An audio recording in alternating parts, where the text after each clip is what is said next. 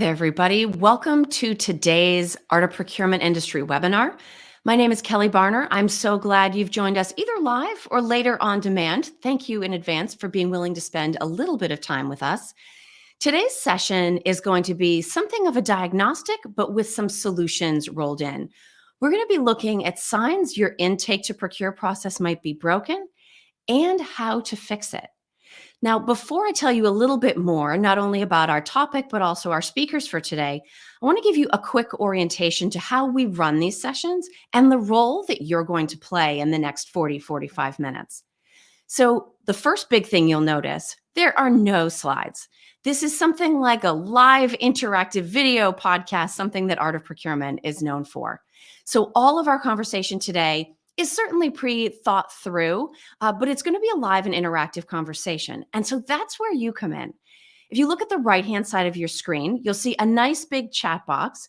We welcome questions, we welcome comments, we welcome responses, we welcome absolutely anything that you want to add to the conversation today. So I'll be keeping an eye on that as we go through today's session. The other thing that you'll notice right down at the bottom, and I'm pretty sure somebody also already found it because I saw some evidence, there's a little happy emoji button. There are several different emojis in there. You can sort of give us a sense of agreement, enthusiasm. Are you excited about what you hear? Even if you don't want to put something in the chat, it gives you a way to indicate to me and my guests that you're certainly hearing things that resonate with you based on your experience. So with all that said, let me tell you a little bit about where we're going to focus today. Procurement is constantly changing, and a lot of that is driven from within. We're always looking for opportunities to improve. Now, sometimes we think we're fixing problems, but what we're seeing are actually symptoms of a much larger problem. And so we need to dig deeper and find solutions that are more systemic in order to drive the change that we ultimately want for. Now, we're going to focus on intake to procure today, but certainly how it fits into the whole end-to-end procurement spectrum. To help me do that, I have two guests that I'm going to bring up on stage to join me. I have Sagi Eliyahu, he's the co-founder and CEO at Tonkean, and also Dan Coor, Tonkean's Head of Procurement. So let me go ahead and bring both of them up on stage, and we will get today's conversation started.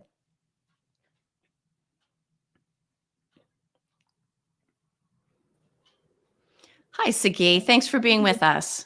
Hey, thank you for having me. I'm excited to be here. Absolutely. And Dan, thank you for being with us as well. My pleasure. Now, just to get to know both of you a little bit better before we dig into the topic of the day, Sagi, you describe yourself as an entrepreneur, an innovator, and a tech guy. So certainly three ingredients we know we need. But what was it that attracted you to procurement?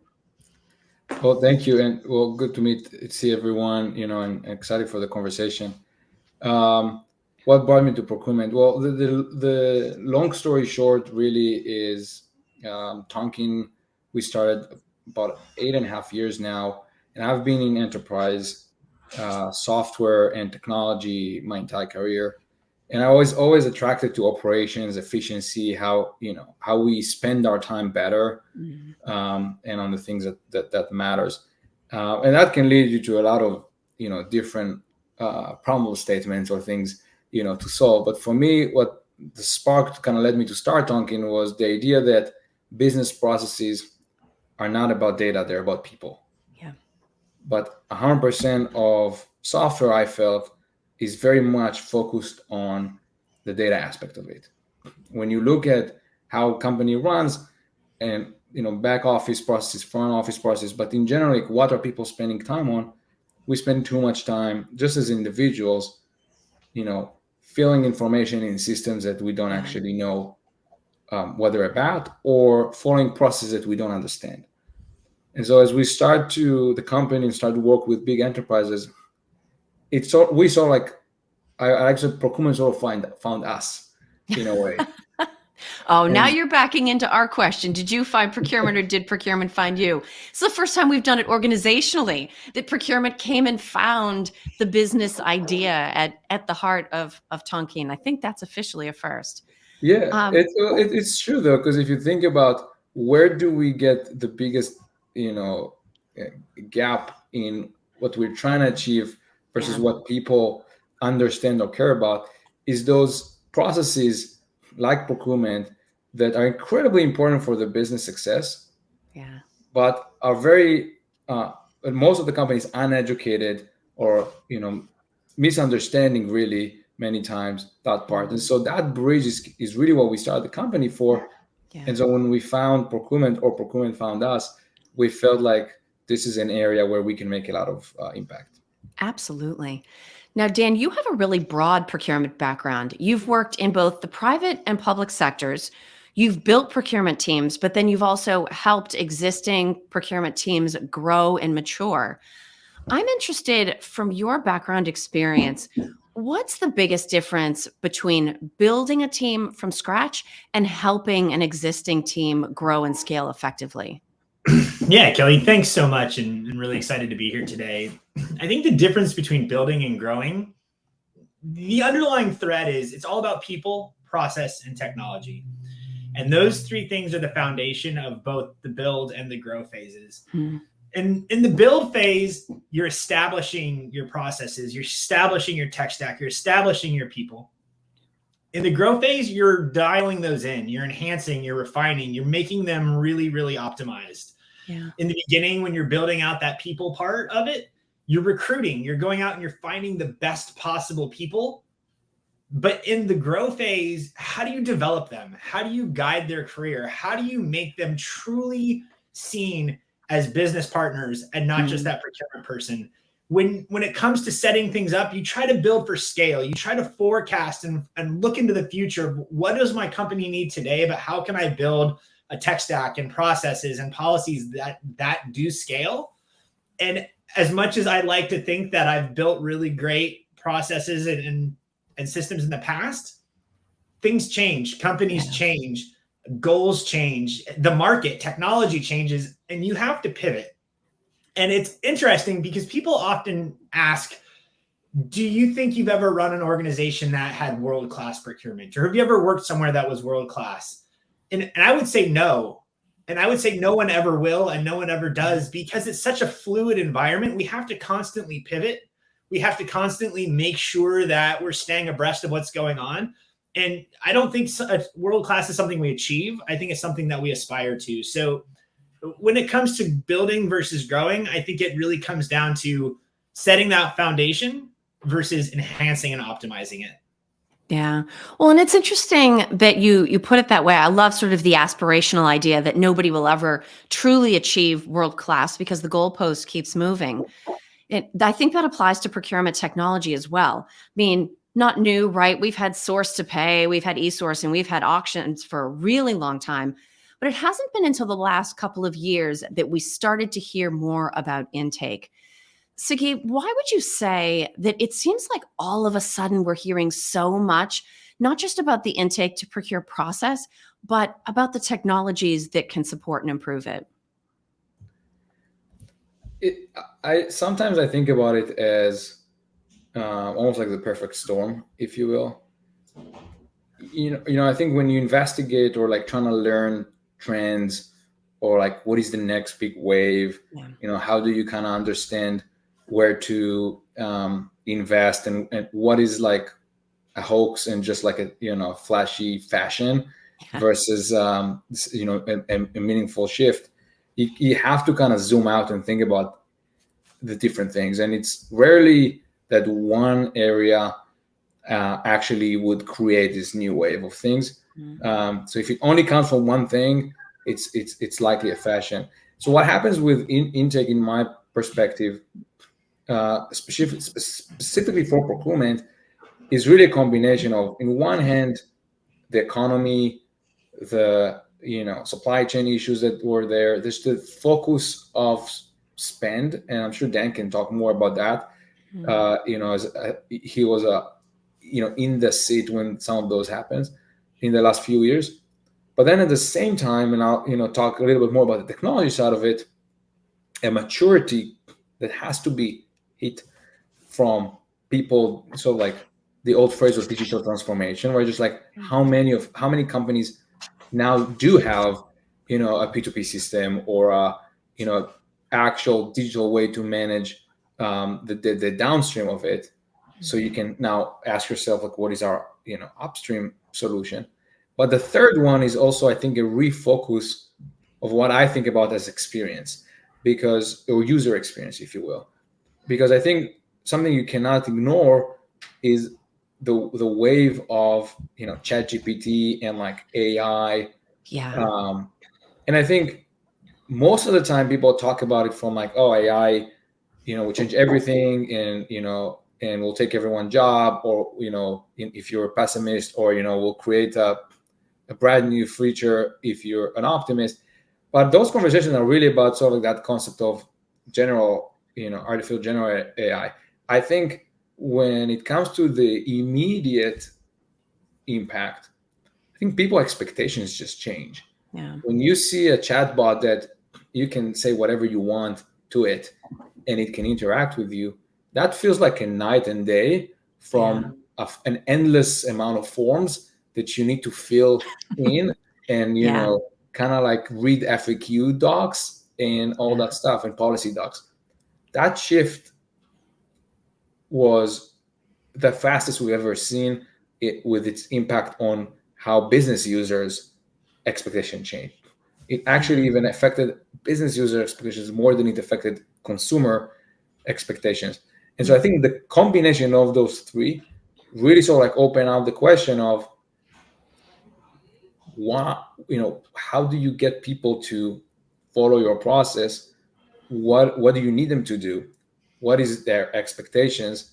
And then why is that so critical? Which is again the environment, the financial environment that we had or still have in the last few years. Yeah. So what I think I hear you saying then is that although procurement has been very focused on intake to procure, the technology, the business benefits or the business case associated with it, but this is really larger than procurement. This is about changing expectations around how process and tech allow people to get done what they need to do efficiently. Is this then something that procurement can drive to have a larger business impact beyond even our own sort of team's four walls? Yeah, I think any two teams that work together in a company, they're essentially play a role of a service provider and a customer. Yeah. And what's amazing is that any team in the company is actually playing that dual role. They're servicing the rest of the organization, minus a couple of teams that are only servicing external, folks, but everyone are servicing someone. And so the concept of intake, it's just the word that caught on fire, but the idea of that handoff or relationship between those two parties was always there, and it's available anywhere in the business, whether it's legal, finance, IT, HR, customer facing stuff, right? Each of those departments are playing as a service provider, but each of the people are playing as a customer or as a consumer of that services, and their expectation continuously grow as the consumer world expectation grows. And that was always true. But I think internally what happened, and that's what I meant, one of the things that is growing from the digital transformation phase into a point where, okay, great, we have everything digitalized, we have all the invoices, we have all the vendors in a database. What now? Well, guess what? Now, none of it matters if the people that's supposed to be part of that process are not following the process. Yeah. And so spend under management become, kind of key. Adoption metrics becomes key. Time to resolutions become key. What are all of those? There's like copy paste of what customer support metrics care about, And so those are not new, but I think there's a maturity which the department gets to, in which the service they provide is now in a point where it is organized enough. So it's a good thing. It's organized enough to now be able to think and ask, how do we make the ability customer experience better? So they would come to us early enough. They will involve us early in the process. I won't have after the fact purchase, orders or requisition that comes too late where I can't do anything about it. Yeah. They involve me sooner. So 100%, whatever is applicable for procurement is also applicable to any other teams. And I do think that the procurement has a unique position here, because if you do want to be strategic and treat it as one, that's where you need to kind of lead a point of view. And so if your experience, the way you service the rest of the team is premium, that's kind of where the rest of the team is going to look at you as someone that really trailblaze and guide the way. Yeah. Now, Dan, Sagi brought up that idea of procurement wanting to be involved sooner, wanting the business to pull us in sooner. That's like a foundational desire that every procurement team is sort of like your idea of never achieving world class. We're always going to want to be brought in sooner.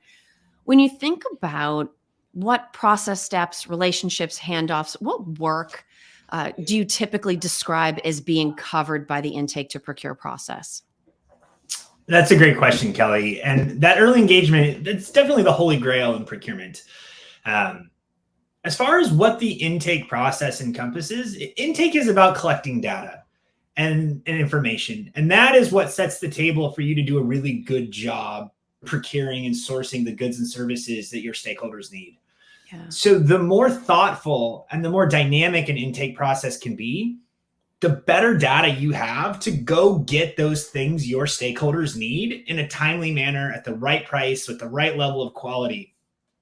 And it's not just about getting a bunch of data. It's about getting the right data. Yeah. So I've seen intakes that are hundreds and hundreds of questions that live across many, many different platforms where there's redundancy and duplication. And it becomes this onerous task for the requester where they find it to be too cumbersome and choose not to participate. Or maybe the data is just not applicable to what they're trying to buy. If you're buying catering services, we don't need a lot of security bits of information. And so intake really thrives when it is curated to specifically what is being requested. And people are asked relevant questions at the right time that allow people like me or other procurement practitioners out there to go and thoughtfully get them the goods and services they need at the right time. And so when it comes to what good intake looks like and getting that upfront, upstream, holy grail piece of that equation, the sooner we can ask those questions, the sooner we get those really relevant pieces of data, set the table for us to be able to go do things like competitive bidding, benchmarking, market analysis, reverse auctions, e-auctions, whatever the sourcing activity might be. And those are only enabled through really, really good data, which comes to us through that intake process. And if you don't mind, Kelly, go ahead. I think there's a double click here that is actually important and even somewhat fun in my mind. When you think about what are the signs that you have a problem with intake to procure, I think the word intake is actually misleading, because intake as a concept is you're intaking requests, right? Yeah. So it's from the point of view of the procurement team. So if you think about intake as you're intaking requests, you actually have an intake problem.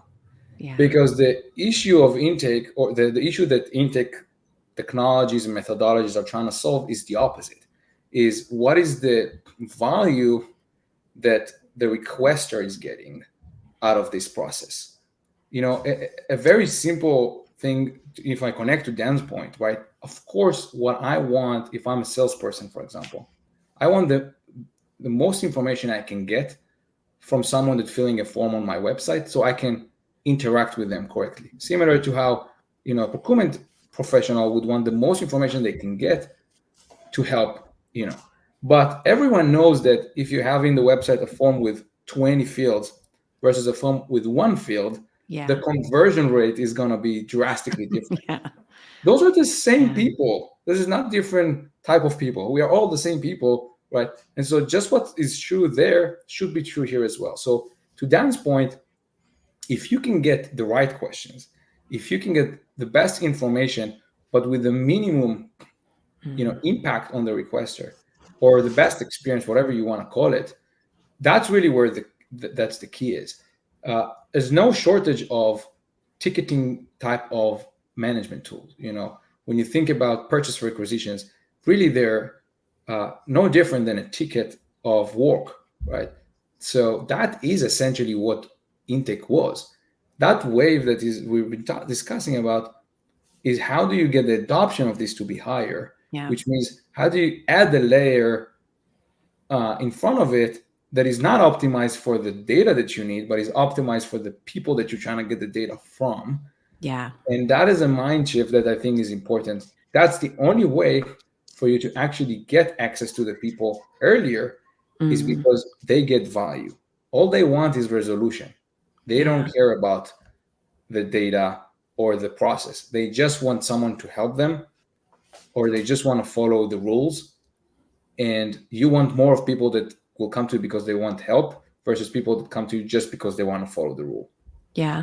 Well, and it's so funny because I was thinking, I'm going to make myself sound old here, back in the day. So back in the day, where did you start? If you were going to start some kind of procurement or sourcing project, you typically started in one of two places, spend analysis or with the last contract. And while both of those are critical inputs, at least for spend categories that are not new, neither one of them is truly a living up-to-date connection with the business. So even the idea that the contract needs to be an input, what we spent in the past by business unit needs to be an input.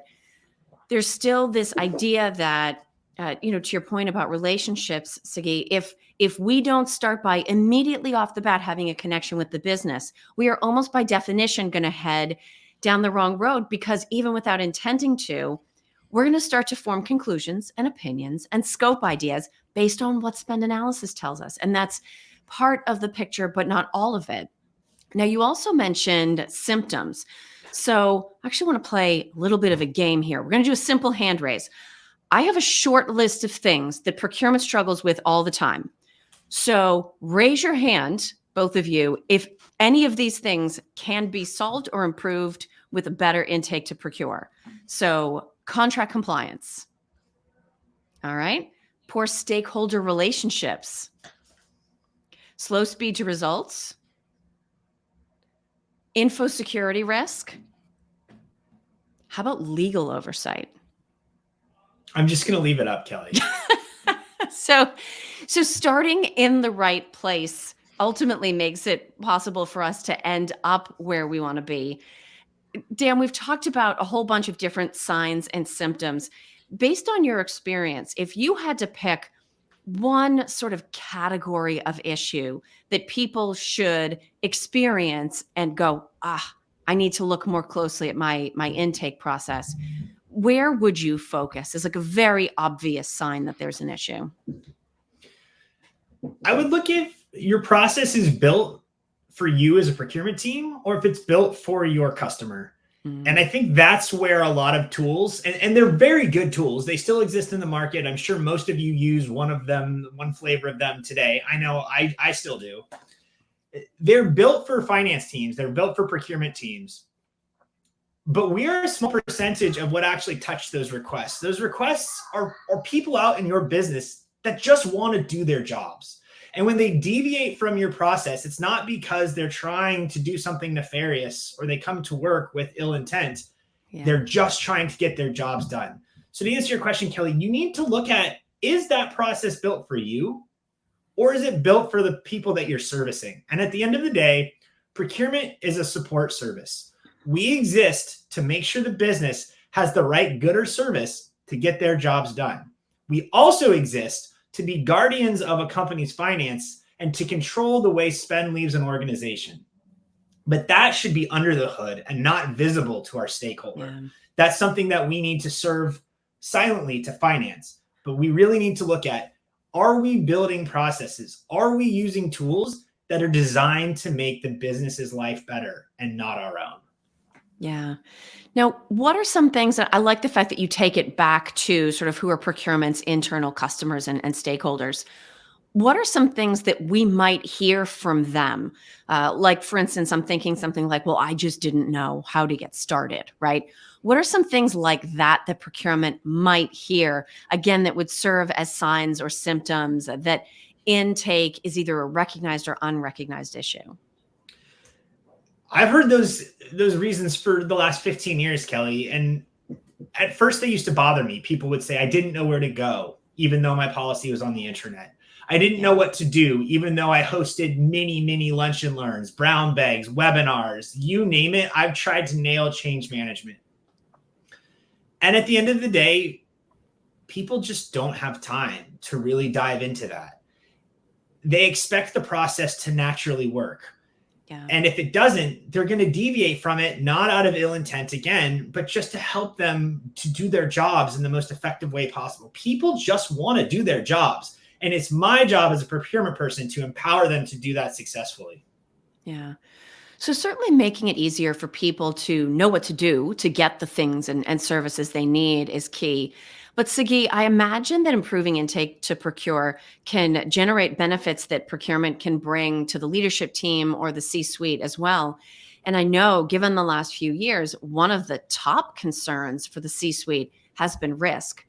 Now, I mentioned legal oversight a minute ago, and that might be one of the less obvious areas where improved intake to procure can help procurement address risk by keeping legal more involved, something the C-suite wants to see.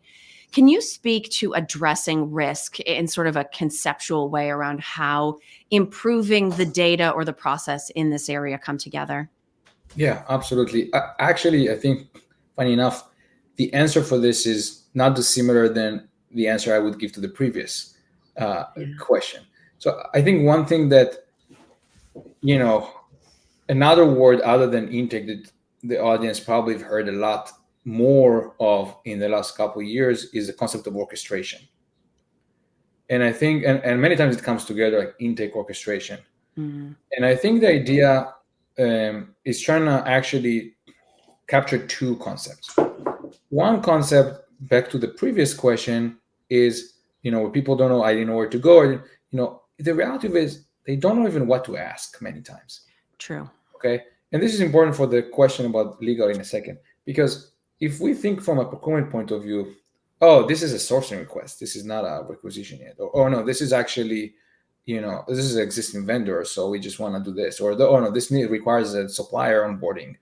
All of these concepts, they're after the fact. What I mean by that is that after you already received that information, you sort of like guided the user into where you want them to go. When they come on, they might ask a question like, what is the approval limit that needed the CFO? They're not giving you any context of what they're trying to purchase. They're just asking you a question. If they ask this question, if you send them to just read a document, you're not getting any insight into that. Yeah. And you don't know, you can't help them. So being able to get earlier to them also means get into where they already are, but also allowing them to ask it in a way that they ask, and not only kind of like force them into the flows that we defined. Yeah. That's one aspect of it. And the reason I think it matters when it comes to risk, both from a legal perspective, but also, by the way, from a security. And we've seen in our customers, there are now AI consoles, teams and privacy teams that need to be much more involved these days, because a lot of different companies and vendors, offer AI services. So now you kind of need to understand who needs to approve this, who needs to look at it. The risk there is really important for leadership. So what does that mean? Well, it actually comes back to my point of we're all people. So the legal team, and we actually have a unique insight to it because we also work very closely with legal teams for legal intake, by the way. And so we see it the same world. And funny enough, every time I talk to procurement people, they're like, oh yeah, legal are not, listening to us, they're not using our stuff, they're using nothing. And then you talk to legal, they're like, procurement are not listening to us, they're using their own stuff. So funny enough, they both have the same issues. Yeah.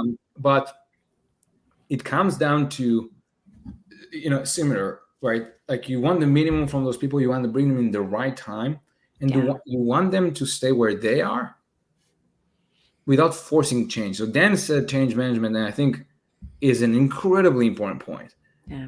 Change, I always thought and always said that change is the biggest barrier for innovation. If you don't understand the cost of change, then whatever you're trying to do, whether it's a process change, whether it's bringing new technology, whether it's hiring people, if you don't understand the cost of change that come with it, and include it as your total cost of ownership, then you don't really understand, then you're not going to be able to be successful with the impact that you're trying to do. Now, rolling back to the core of your questions, how do executives get value and look at that risk? If the more people go through the policy, I even call it policy, not even a process, just like following the policy, whatever the way they do it, the more you're able to be compliant and efficient. You cannot be compliant without adoption. Right. And my point is that you cannot have a high adoption without the right experience. So involving legal, in your example, by connecting to their systems, by letting them stay in their system, but allowing them to also be early with the right questions. So does the stuff you're trying to buy is using AI, or is the contractor you're trying to hire will have access to PHI, right? Or PII? Like, each of those questions is critical to know how quickly or early should they bring in legal, and then how to align and integrate with their process. So there's no change management for them either, and then bring it back into sort of like the flow that it is the procurement process. And that's why orchestration comes back again to close the loop, because it's all like orchestrated through different departments, to different systems, back and forth. And what started as just like an intake form is now really like, what is all the people involved, what's the experience of all of them as part of this process. And I think it's interesting that we're so focused on the word intake, because I think, Sagi, you touched on it earlier.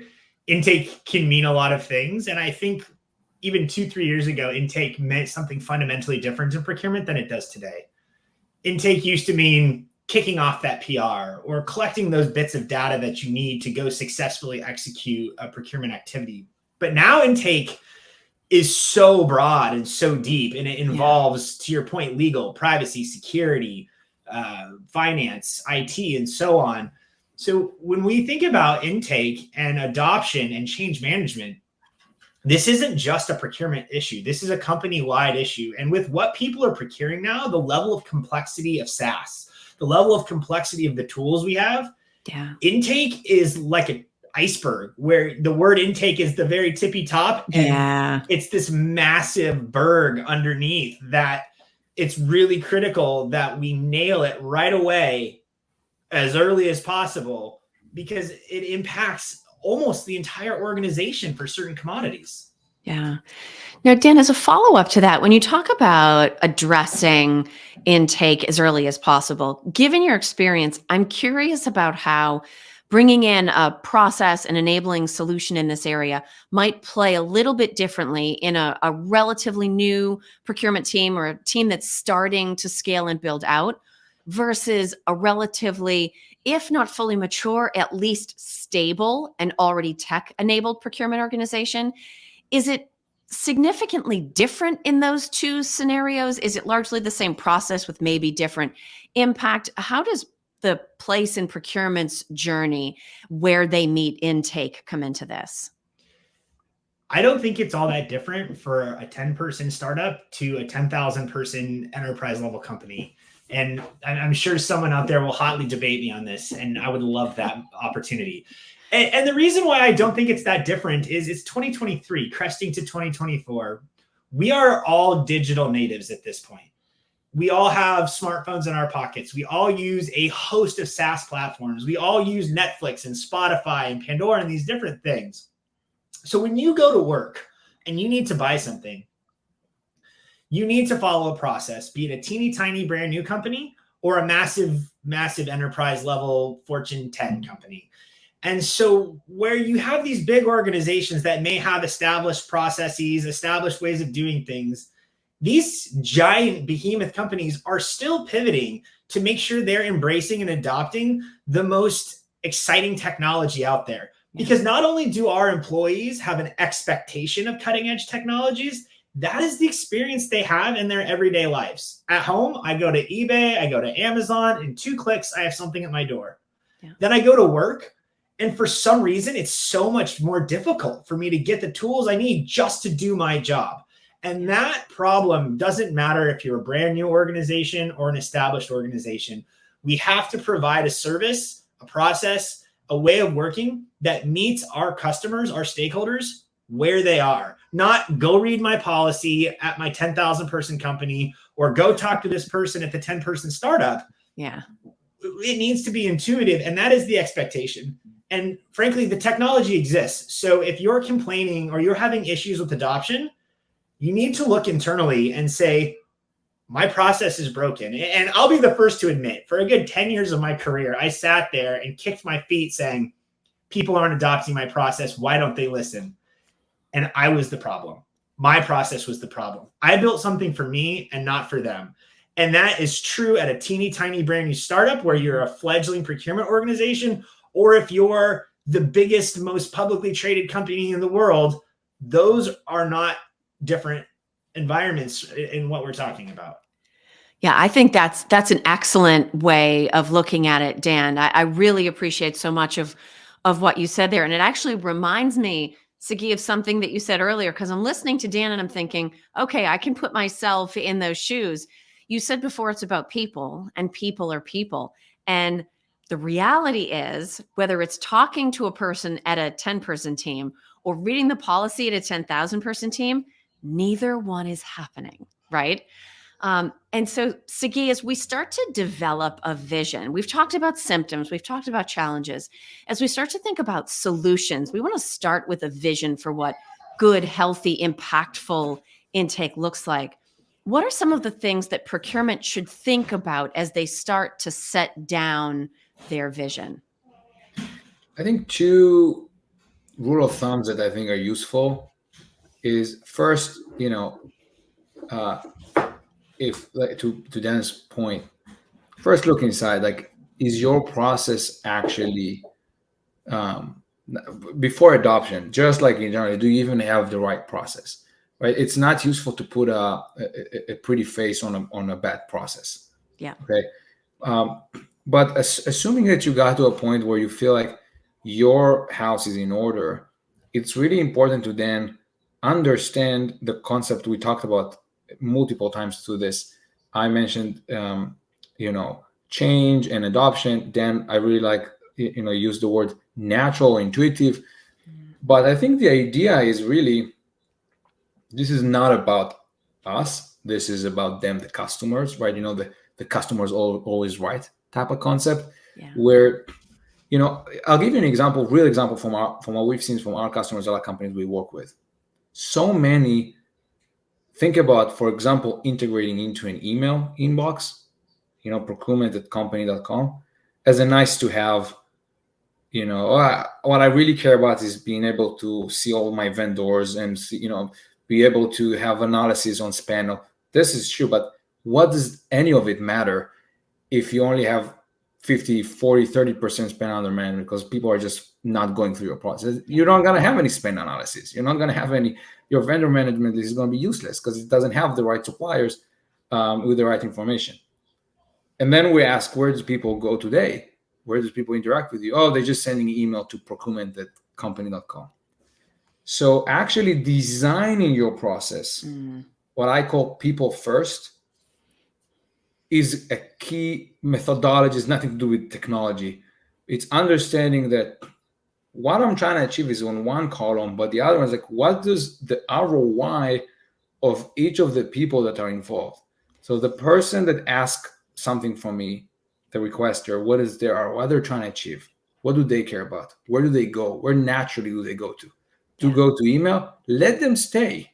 You don't need to replace that. In fact, you need to do the opposite. You need to try to find technologies or systematic ways to make that efficient, versus forcing them to say, oh, this is not great for us that you send us email. And this is, by the way, to Dan's point, technology exists today. Not only vendors, just bare bones technologies like the AI and natural language processing that allows to do things today that you could not have done 5 years ago.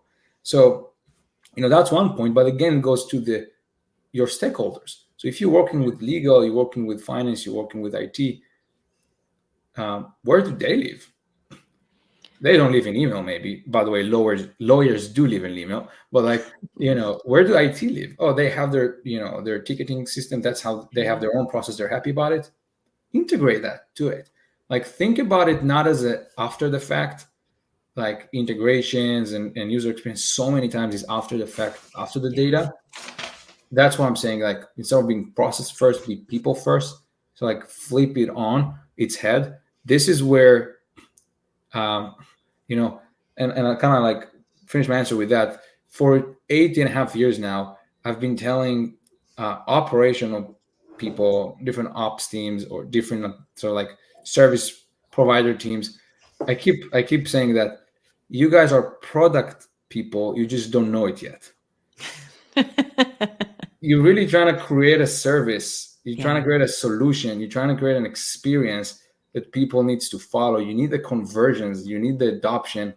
You need those consumers to want to buy your product. If you want to be involved soon, you need them to want to involve you soon and understand the value of it.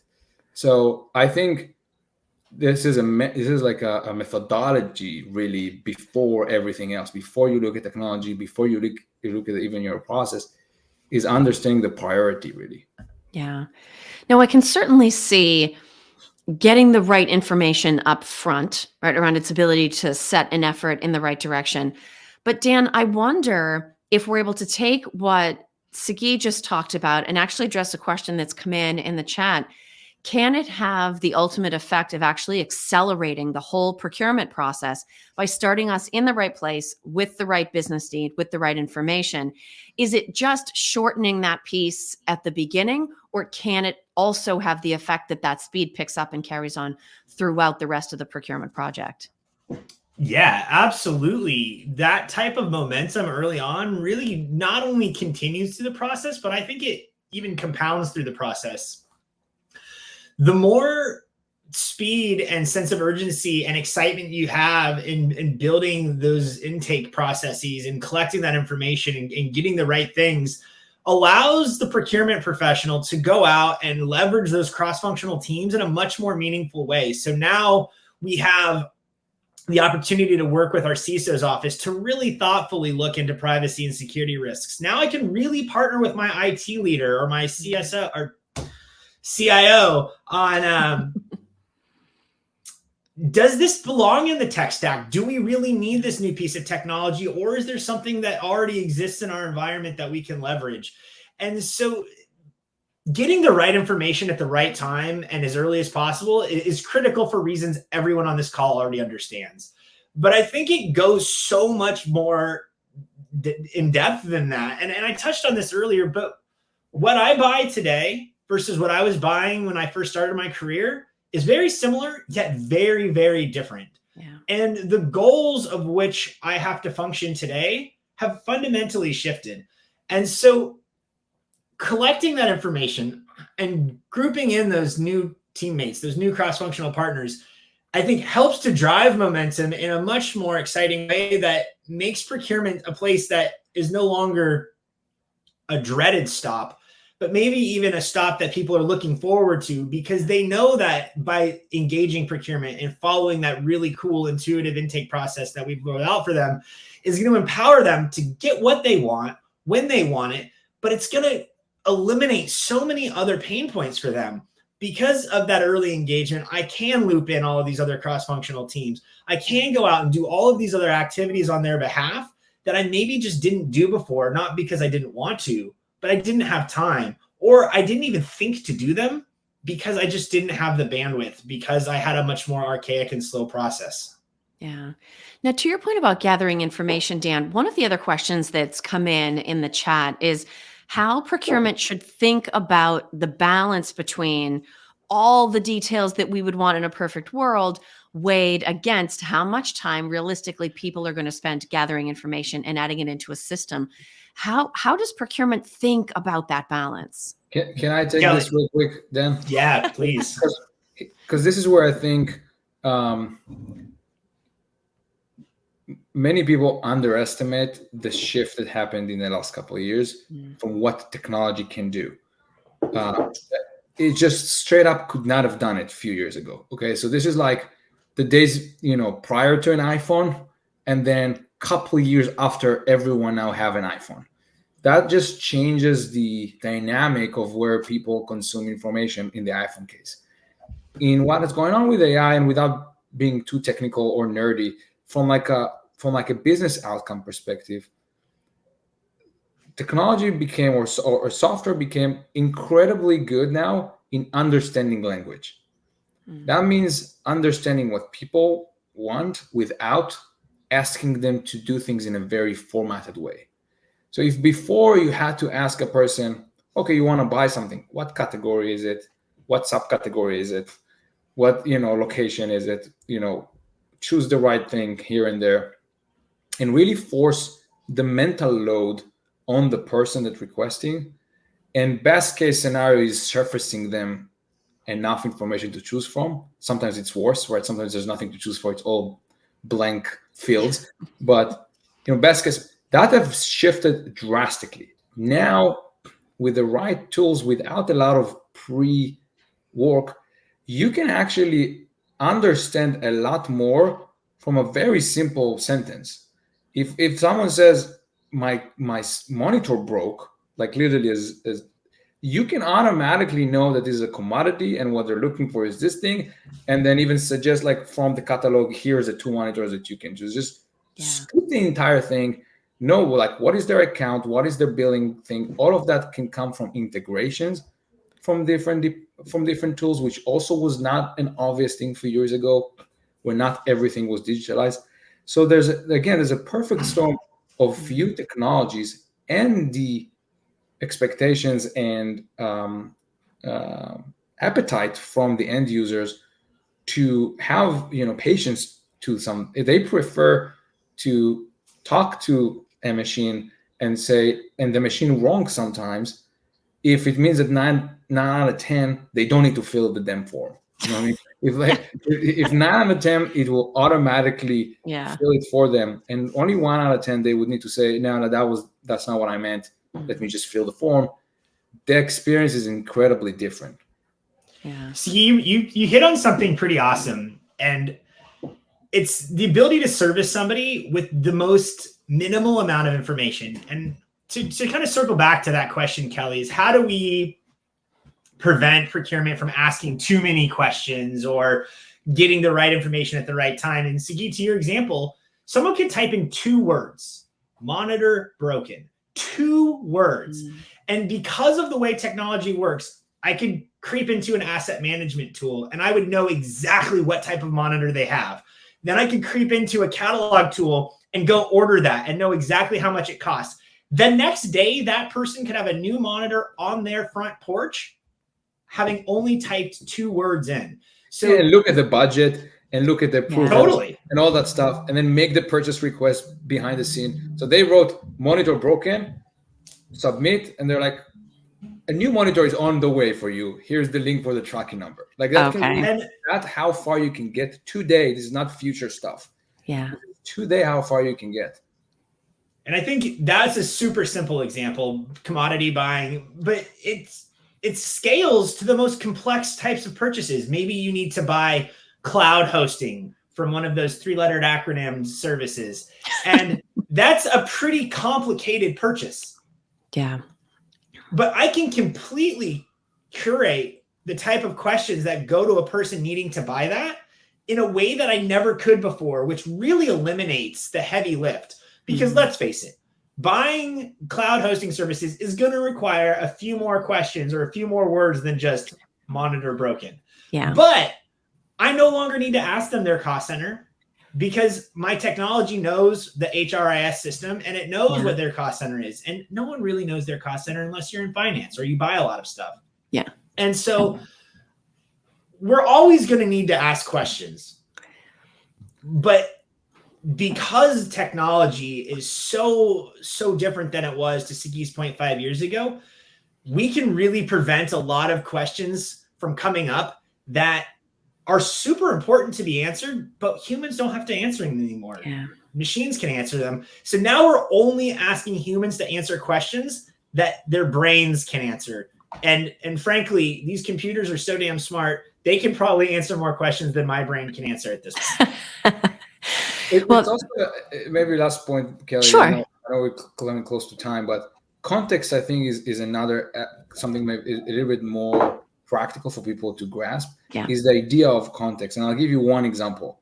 When I go to and I call United Airline, Mhm. or when I go in Amazon on my personal consumer Amazon and click on the support icon, in both cases, not only that they know who I am, so I don't need to put my name in all these fields. In both cases, they will say, "Are you calling about your flight for San Diego?" Yeah. Or do you need help about this item, which happens to be the purchase I made 2 days ago and didn't arrive yet, right? That context that they have makes my experience with it incredibly simple, which caused me to then just go through this process every time, because it's such a good and simple experience. And all I want is this to be resolved as soon as possible. Yeah. That's all I You're want. just as a trying to do consumer. your job, right? You just Yeah. want to work.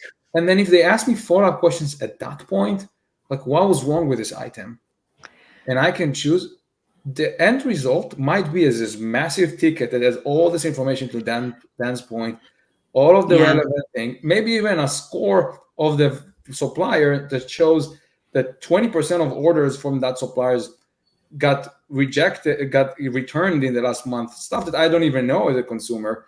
Yeah. But the whatever warehouse manager needs to know. That is kind of where it's important. What is the thing that I care about as a user? What is the context that you can rely on? Yeah. Well, this has been an incredibly interesting conversation. I think from my standpoint, the two things I'm taking away from it, which fortunately are alliteration, are mindset and methodology. So it's about procurement's mindset and understanding the mindset of whether it's the executive team or whether it's distributed buyers we're trying to support.